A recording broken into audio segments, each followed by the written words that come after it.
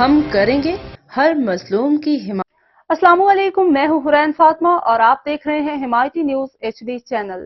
نظر ڈالتے ہیں آج کی اہم خبروں پر۔ عمان کے دارالحکومت مسقط میں وادی کبیر میں مسجد کے قریب فائرنگ کے نتیجے میں 5 افراد جاں بحق ہو گئے، جن میں 2 پاکستانی بھی شامل ہیں۔ عرب میڈیا کے مطابق یہ واقعہ گزشتہ روز امام علی مسجد میں رونما ہوا۔ فائرنگ کے نتیجے میں 5 افراد جاں بحق جبکہ کئی زخمی ہونے کی اطلاعات ہیں۔